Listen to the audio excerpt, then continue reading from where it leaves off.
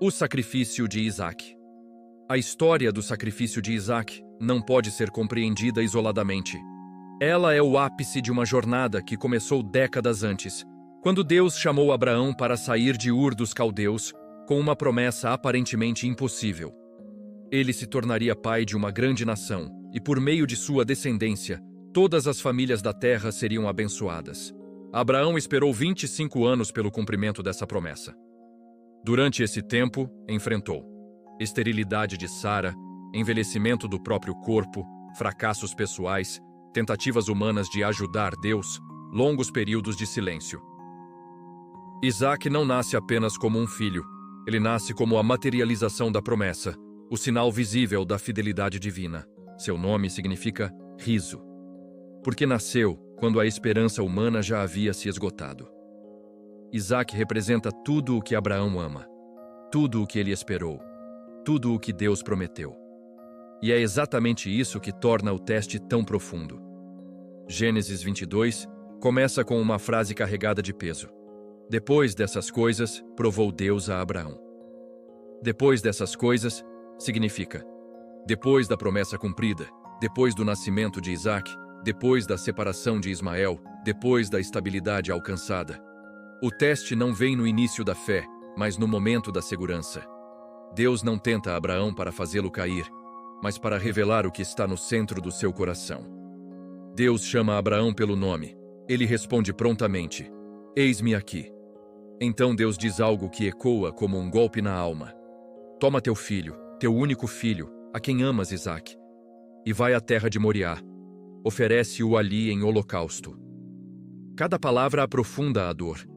Teu filho, vínculo natural, teu único, exclusividade da promessa, a quem amas, apego emocional, Isaac.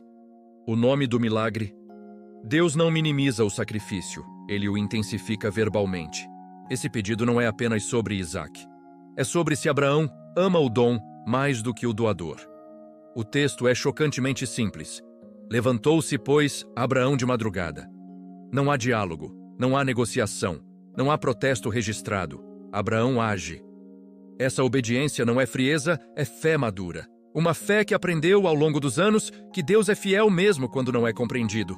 Abraão corta a lenha, sela o jumento, chama 2 servos, leva Isaac. Cada ação é lenta, consciente, dolorosa. Ele poderia ter desistido em qualquer ponto, mas continua. A fé verdadeira não é impulsiva, ela é perseverante. A jornada até Moriá dura 3 dias. 3 dias em que Abraão caminha com o filho sabendo o que precisará fazer. 3 dias em que o coração é provado repetidamente. 3 dias de silêncio divino. Biblicamente, 3 dias representam espera, morte simbólica, preparação para a ressurreição. Isaac, aos olhos de Abraão, já está entregue. Ao chegar perto do monte, Abraão diz aos servos: "Ficai aqui. Eu e o rapaz iremos até ali, e havendo adorado, voltaremos." Essa frase é central. Abraão não diz "voltarei". Ele diz "voltaremos". Hebreus 11 explica essa fé. Considerou que Deus era poderoso até para ressuscitá-lo dentre os mortos. Abraão acredita que ou Deus proverá outro sacrifício, ou Deus ressuscitará Isaac, mas a promessa não morrerá. Abraão coloca a lenha sobre Isaac. O pai leva o fogo e o cutelo. O filho carrega a madeira do próprio sacrifício. Esse detalhe é profundamente simbólico. Isaac não é uma criança pequena. Ele é forte o suficiente para carregar lenha. Ele poderia fugir, ele poderia resistir. Mas ele caminha em submissão. Isaac pergunta: "Meu pai, eis o fogo e a lenha, mas onde está o cordeiro?" Essa é uma das perguntas mais dolorosas da Bíblia. Abraão responde com uma das declarações mais proféticas: Deus proverá para si o cordeiro. Abraão fala além do momento. Ele fala além de si mesmo. Ele fala do futuro da redenção.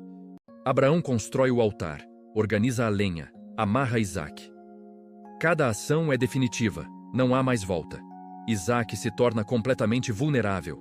Abraão se torna completamente obediente. O altar é o lugar onde a fé encontra o limite humano, a obediência encontra o medo, o amor encontra o sacrifício, Abraão levanta o cutelo. Esse é o ponto máximo da prova. A promessa está prestes a morrer nas mãos daquele que a recebeu. Mas Deus nunca pretendia a morte de Isaque. O anjo do Senhor clama: Abraão, Abraão! A repetição do nome indica urgência. Não estendas a mão sobre o rapaz. Agora sei que temes a Deus. Deus não aprende algo novo, ele revela algo a Abraão. A fé foi provada, o coração foi exposto, a obediência foi completa. Abraão vê um carneiro preso pelos chifres. Ele o oferece no lugar de Isaque. Esse é o princípio da substituição. Alguém morre para que outro viva. Abraão chama o lugar de "O Senhor proverá", e do AWH Jiré. Tudo nessa história aponta para Cristo. Filho único e amado, carrega a madeira, submisso à vontade do Pai, sacrifício no monte, provisão divina. Mas há uma diferença crucial. Isaque foi poupado. Cristo não foi. Deus poupou o filho de Abraão, mas não poupou seu próprio filho. Moriá mais tarde se torna local do templo, centro do sacrifício judaico, proximidade do Calvário. O lugar da prova se torna o lugar da redenção. Deus reafirma a promessa com juramento. Por mim mesmo jurei, em tua descendência serão benditas todas as nações. A promessa agora é irrevogável. A fé obediente selou o futuro. Abraão passa por conflito interno, dor silenciosa, fé racional, confiança madura. Ele aprende que Deus não compete com seus afetos, Deus não deseja seus dons, deseja seu coração. Deus prova para revelar, não para destruir. Isaque aprende, confiar plenamente no Pai, submeter-se sem entender tudo, experimentar livramento. Ele cresce marcado por um Deus que provê. O altar ensina que fé verdadeira custa algo, obediência exige entrega. Deus nunca pede sem prover, nada deve ocupar o lugar de Deus. Todos nós temos um Isaque, algo precioso, algo amado, algo prometido, algo que pode se tornar ídolo. Deus pergunta: você confia em mim até aqui? O sacrifício de Isaque revela um Deus fiel, uma fé madura, uma obediência radical, uma promessa segura, uma redenção anunciada. No monte da entrega, Deus se revela como provedor. E essa verdade ecoa até hoje. Quando entregamos tudo, descobrimos que Deus já preparou o cordeiro.